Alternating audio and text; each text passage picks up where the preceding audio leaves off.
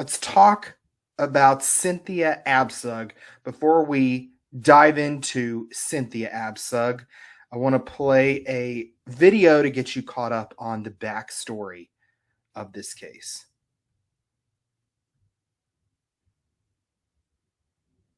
Parker police say a far-right conspiracy theorist was planning a kidnapping in Douglas County. Investigators say that she believed her child had been taken by a satanic pedophilia ring of Democrats that is being secretly battled by President Trump. That's the QAnon conspiracy theory. Police say her child had actually been removed by Child Protective Services. Cynthia Abcug was arrested last week up in Montana on a charge of conspiracy to commit kidnapping. Investigators say a fellow QAnon believer who she called a sniper had come to live with her, and that fellow QAnon members were planning this raid to kidnap the child. Abcug is currently out on bond. Parker police say QAnon extremists have been identified by the FBI as a domestic terrorism threat. These QAnon believers think that President Trump is fighting a secret war against a satanic global child trafficking ring made up of Democratic politicians and Hollywood stars. So, Alex, there was a court hearing regarding Cynthia Abcug, and it was about what's going to be admissible in trial, what can be said during the trial, what cannot be said. And specifically the issues of Cynthia's association with the QAnon conspiracy theory and QAnon conspiracy theorists. Also, the fact that she allegedly has Munchausen by proxy was another issue. And the media. Will the media be able to show this trial live, or will they be granted access to this trial? So what happened in the latest hearing, Alex? So they had a housekeeping hearing, which they do prior to a trial. And her attorneys requested of the court that Munchausen by proxy not be mentioned at all during the trial because the state had not ever had a psych eval done, or not a psych eval, but they'd not ever had a diagnosis for that, for her to get that diagnosis through a psychiatrist's office. And so the judge was like, yeah, they disallowed using Munchausen's by proxy. They also disallowed referring to her as QAnon mom or any of the, peripheral QAnon things unless it's brought up by the defense. So then they can talk about it. And then I just lost what the third thing was.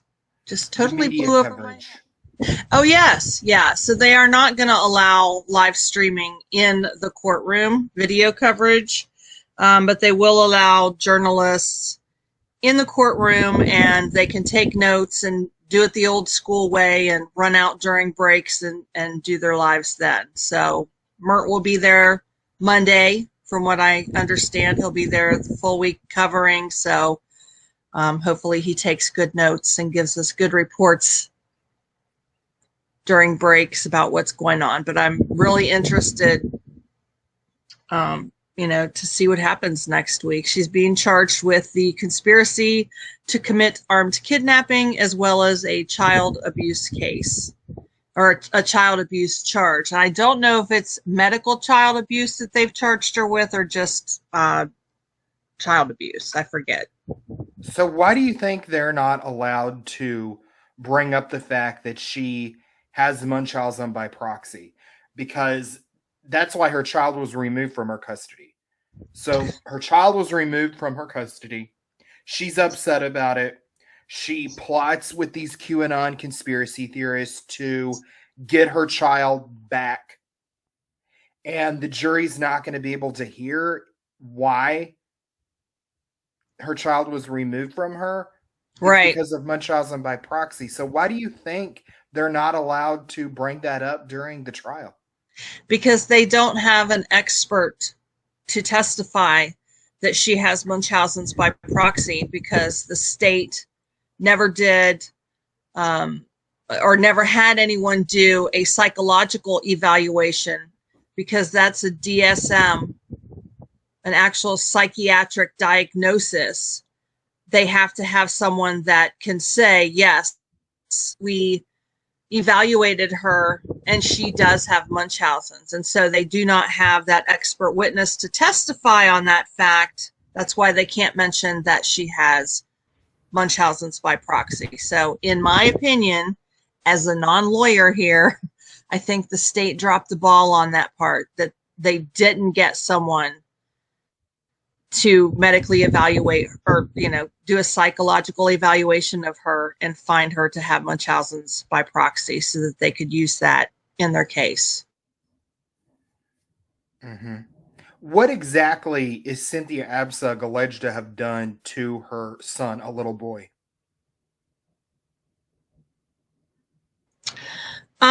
She was doctor shopping, like a lot of Munchausen moms do. She had, from what I understand, allegedly had a case with CPS in Florida and hit the road and went to Colorado, where she got him into the medical system there. I did see somewhere that she was claiming that he had Ehlers-Danlos syndrome, which I didn't know that before. I just heard this a few days ago. But there's an entire subculture on YouTube, on Instagram, Facebook, TikTok, and they're called Spoonies. And it is people who have disabilities who, they have channels and, spreading positivity and talking about ableism. But there are a lot of people who suffer from chronic illness who use these channels as a way to get attention. And they have Munchausen by internet. That's an actual psychological diagnosis now. But they also use it to get donations. And Ehlers-Danlos is a really rare connective tissue disorder. And so the fact that Cynthia said that her son had this makes me believe that she was out shopping on the internet for medical diagnosis for her son, because Ehlers-Danlos is very rare. And the fact that she tossed that one out there to medical professionals is a big old red flag. And she was making him sick. And when Yeah. the child, a little boy, was removed from her custody, he got better. Yes. And we also know that she has a history, in addition to making him sick, she has a history of making false accusations that her son is being essayed. Not essayed by one person, but multiple people, including ex-men that she's been involved with. I think the father of her child as well.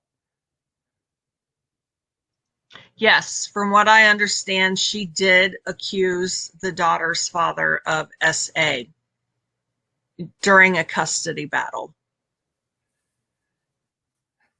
And she was a regular on the QAnon conspiracy theory YouTube circuit, appearing with Phil McConnell, appearing on the Northwest Liberty News with James White, accusing foster care, people in the foster care system, of also abusing her son. And I see a history with these people, like Yes. Cynthia Abcug, like Sarah Dunklin, that I talked, you can't mention her, but I can, that I talked about on the last show with Michael Long. And it's using their child and saying, not just one person abused their child, but a long laundry list of people abused the child, which that happens, but it's rare. And what are the chances that one person right after the next is abusing the same child and there's no criminal prosecution? Come on. Right. And they're also, and then they get the opportunity, once their child is taken, to claim that they have been medically kidnapped by CPS. And QAnon. Yes. Why tell us again. So they're only allowed to mention QAnon if the defense brings it up first. Now, I know that her daughter went to the school counselor, and then CPS got involved, and she was interviewed, and she was talking about how her mom got into QAnon conspiracy theories, that her mom had armed men, in and out of the home, staying at the home, and that her mom was scheming and plotting with these people to kidnap her son from foster care, and that she constantly talked about Satanists that are abusing her son, politicians and people in the foster care system that are abusing her son. That would be this little girl's brother. And she went to authorities and gave them some very incriminating information about her mom, and it has to do with her diving into this black hole, going down this rabbit hole of QAnon conspiracy theories. So I just don't understand why the judge is being so restrictive on what is not allowed to be said. It seems to be very restrictive to me. What do you think? Well, again, as a non-lawyer here, I think the reason that the judge is doing that is because they don't have witnesses to rebut that testimony or those allegations if they come up. So if they mention all of these peripheral characters like Ryan, neighbor Ken, Field, Timmy, they're not there to corroborate any testimony about them.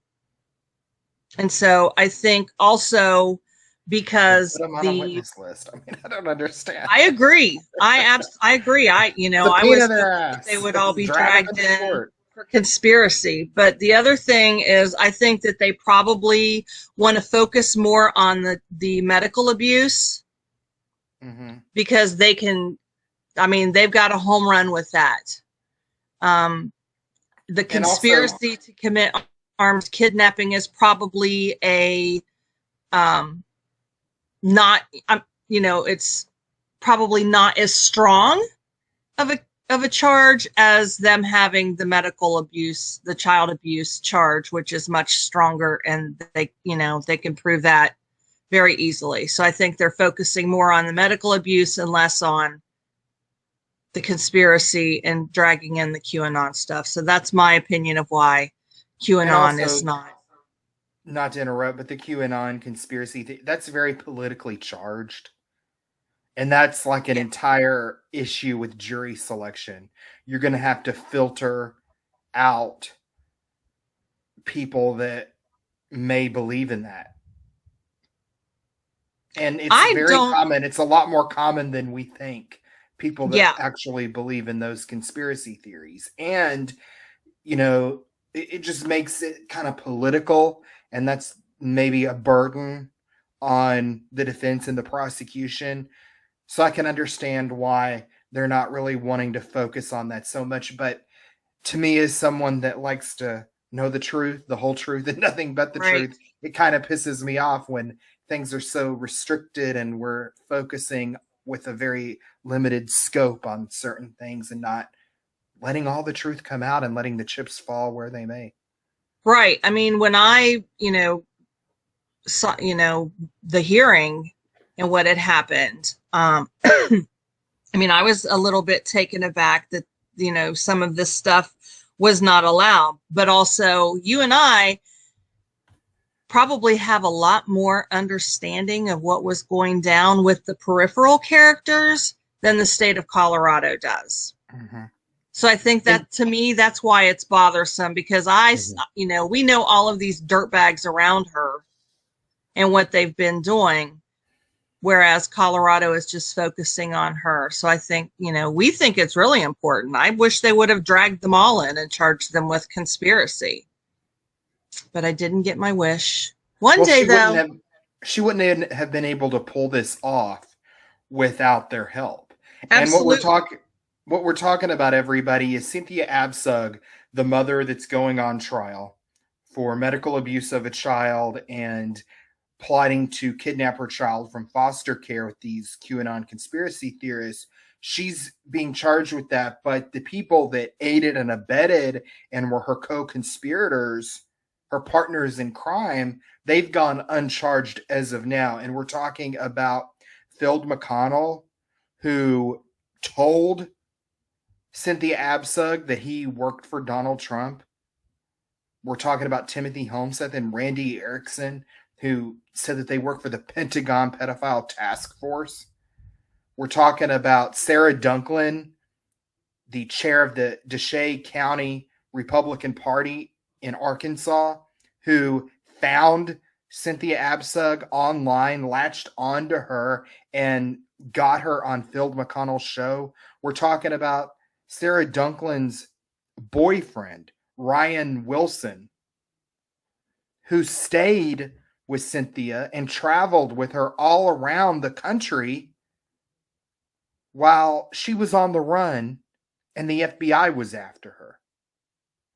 And we're also talking about the medical student who just up and left medical school to aid Cynthia Abcug. What was his name, Alex? Sorry, I was typing to Ryan, the Booger Eater Smith. His name was Joseph Ramos. That's the medical student, and I believe, in my opinion, Cindy's beau.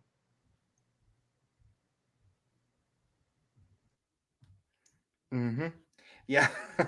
He just none of these people have been charged. It doesn't look like they're going to come into play here. And it looks like this is going to be a very short trial, wouldn't you say, Alex? You busted me again, trying to type. Hold on. Lee, I'm trying to be a kinder, gentler Alex. That's why I didn't say what I really wanted to say about Ryan. Okay. Yes, we have a troll in chat. Yeah. All right. Oh, bye-bye. Bye, Felicia. Yeah. Okay, back to what you were saying. So it seems like this is going to be a very short trial. We're not going to hear that much about QAnon. We're not going to hear about the co-conspirators. We're not going to hear about Munchausen by proxy. No. Are we going to hear about the fact that Cynthia Abcug coached her son to make up false abuse allegations? Probably. I believe that, again, they're going to focus probably a lot more on the medical abuse claim. They'll have all of the doctors in there. I don't know that they'll have the daughter testify. They may be able to get her testimony through the counselor that she talked to. Mm-hmm. So, you know, there's not going to be cameras in there, so they don't have to worry about shielding her. But it will be interesting. And I'm really interested to hear about the medical records, because if I remember correctly, it was about 4,300 pages of medical records for a 7-year-old child. That's outlandish. And that's just from the time that she was in Colorado. So what, a year and a half, 2 years?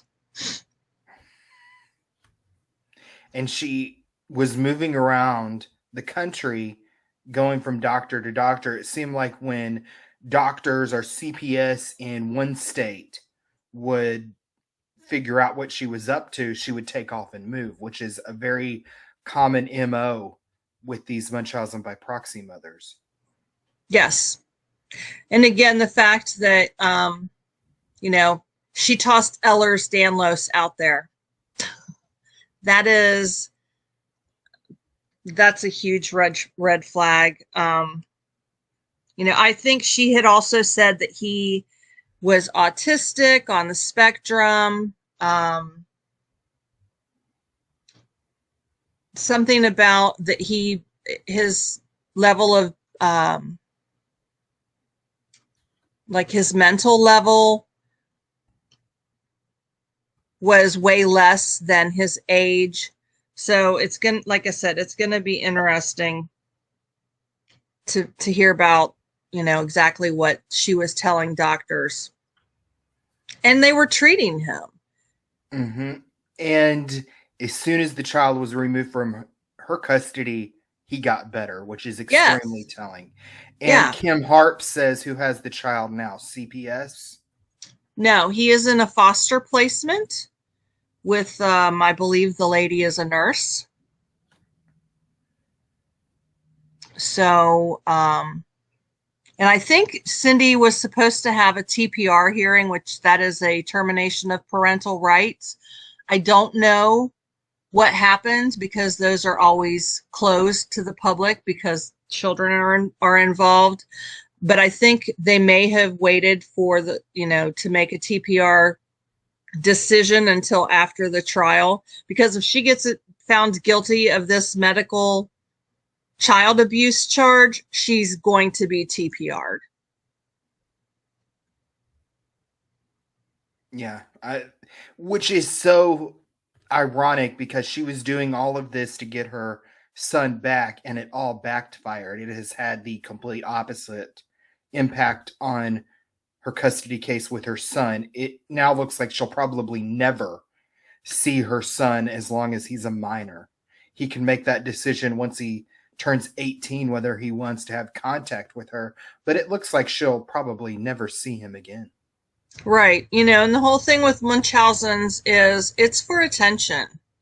So that child being sick got Cindy attention. And then when they took him from her, immediately she is all over YouTube on every anti-CPS platform that was out there. And so she wasn't getting attention from a sick child anymore, but now she's getting attention from the fact that her child had been taken away. So, and apparently also, she in one of the hearings had said that she goes to AA 7 days a week. So she must have been, also drinking during this time that all of this was going on as well. But, they're all Christians. Mm-hmm. And what's also disturbing is that there is audio of Cynthia Abcug having supervised visitation with her son, the victim in the case, and she is coaching him to say that his butt hurts and trying to make him level false allegations of SA about himself to get herself attention. And I think that that's what's so sick about this, is that not only did she get attention by medically abusing him, according to the prosecution, but we all witnessed her make the rounds on the internet with James White, with Northwest Liberty News, with Phil McConnell on YouTube, where she was talking about her son and making up accusations that he was SA'd. And she was using her son again to get attention, to get the focus on her. She got to play victim. She got to cry. She got all these gullible people out there sympathizing with her. Yeah, because at the heart of Munchausen's is a mental disorder, that somebody that has to have attention. And, it's terrible that she used the little boy in order to do that. And even after he was gone, she continued. Like, I remember when she was all over YouTube. Like, every time you looked at her Twitter, she's talking about, I'm going on this YouTube channel or whatever. And then, of course, once she was on Fields, they swooped her up because they saw dollar signs. It was a quick way for them to monetize that child's abuse so that they could enrich themselves. Do you think Cynthia will testify? She's a dumbass if she does. Like, I don't even predict with any of these people anymore. It's hard to know. Yeah. Yeah, because they're such wingnuts. I mean, if she's smart, she'll sit in her chair and keep her mouth shut. But she's not smart. So Yeah, that. And that's the other thing. Like Arlena Wills. She testified. Look what happened. She got 10 years probation, which I think she should have got prison time. But again, it's that whole wanting attention. So who knows? Cindy may demand. I mean, has yet to take a plea deal. Instead, she wants to go to trial. So, who knows? Maybe she is going to be a big dumbass and get up on the stand. I hope Mert takes copious notes if that takes place, because it's going to be a crap show. Because the state will tear her apart. All right, we're going to leave the discussion on Cynthia Abcug right there. We're going to follow this trial as it develops. Our schedule looks like we're going to be on Monday, Wednesday, Friday. I know that Mert is also going to have coverage on his channel as well. So just in the search box on YouTube, type in Mert Witness 1. He's actually going to be in trial. So thank you to Mert for doing that.